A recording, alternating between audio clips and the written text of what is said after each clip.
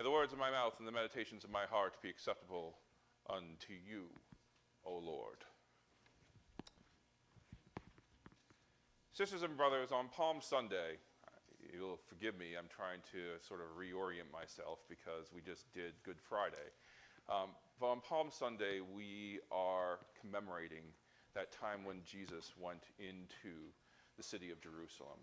Up until today, we've been talking about during Lent the things that Jesus did to prepare himself to make that decision, to walk into this city knowing full well that there are people who wanted him dead. When Jesus went to the temple and he overturned the tables of the tax collectors, when he called them out and said that I will tear this temple down in 3 days, Jesus was there. Jesus did all that with intention. He had a plan. And his plan was to call out the hypocrisy of religion in his time. Those corrupt forces that use the power and the influence and the connections that they had to enrich themselves off of the suffering of everyday people. I said in the children's sermon that when Jesus entered into the city, he came in through the poor part of town.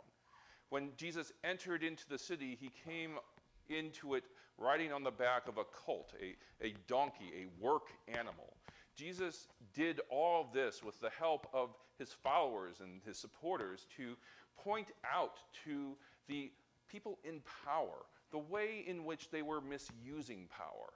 It was almost a parody of the type of processions and the grandeur and the pomp and the display that was happening on the other side of town as all the officials in the region were coming in during the Passover week, and basically, they would come in on their chariots and on their war horses. It was basically the first century equivalent of some rich old car show. And so Jesus is coming in on the other side of town with the exact opposite of that. It was intended to tick people off. It was intended to point out the flaws of the system. It was something that a lot of people did not want to hear or even recognize because they had worked themselves into a mindset where their faith, their understanding of God supported them robbing from the poor and giving to the rich. But Jesus wanted to point out, Jesus wanted to speak up against that. That's not what God's love is all about. A God that loves God's people stands up for God's people.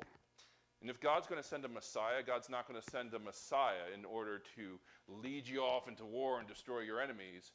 God's going to send a Messiah to lead you against corruption and to teach you about love.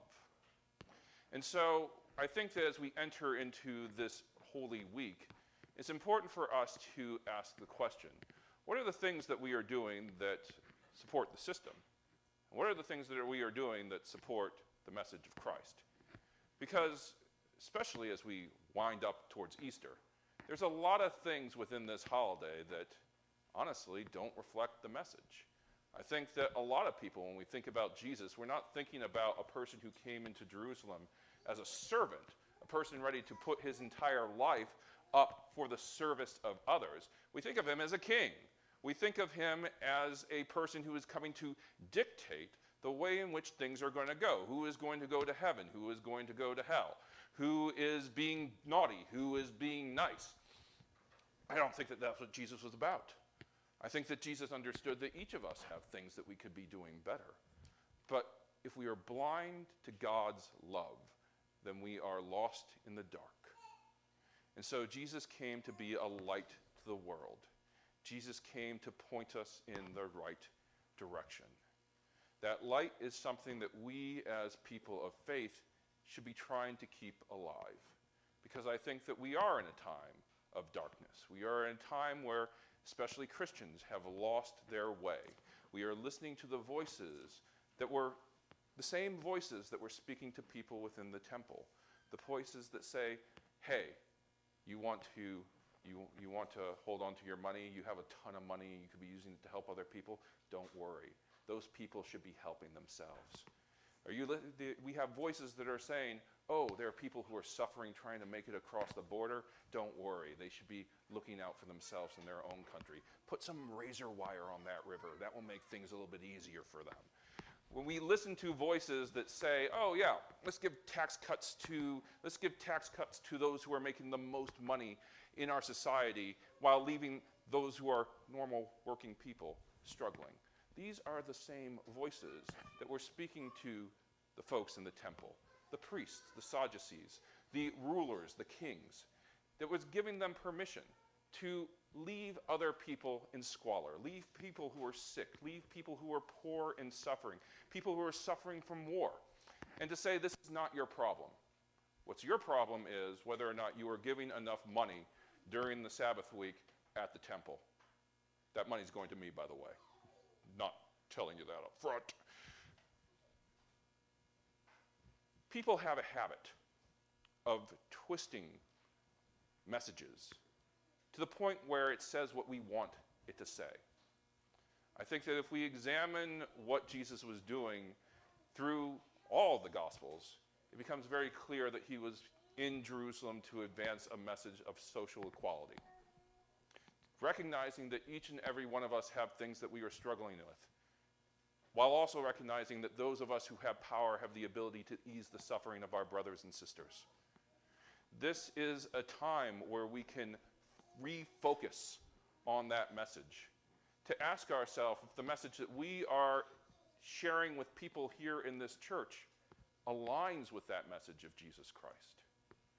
It is good for us to have ritual. It's good for us to have tradition. It's good for us to share eggs and candy and all that cool stuff on Easter. But we do need to be asking ourselves, do we know the reason why we're doing it? Is it reminding us about the love of God and about the nature of Jesus Christ and how we can help other people within the world? It's good for us to take time to ourselves and to enjoy the company of our friends and our family and to have fun and share joy within the world. It's also good for us to ask ourselves, okay, how can I take this joy that I'm feeling and make sure that others who do not have the ability to feel that right now have that in their lives as well? The purpose of Jesus entering into Jerusalem wasn't to allow for little pockets of light and love and joy to exist within the world, but rather to burst open those things, those walls that keep everybody from experiencing the love of God, to break them open, to tear down that temple and to build it up in a way that brings us all in. Jesus died for that, because those of us who did not want to hear the message, who didn't want to face the truth, who didn't want to give up what they were comfortable with and had, they didn't accept it. They couldn't accept him. But the message of Easter is, even in the face of our fear and our hate and our anger, love overcomes. We talked about Jesus being put up on the cross. We talked about the ways in which we reject Christ's message of love within the world. But we also talk about the way in which Jesus overcame that rejection, how that love lives in each of our hearts, even when we reject Christ. It is a sad thing when we are lost in the dark, but that does not mean that the light is not there.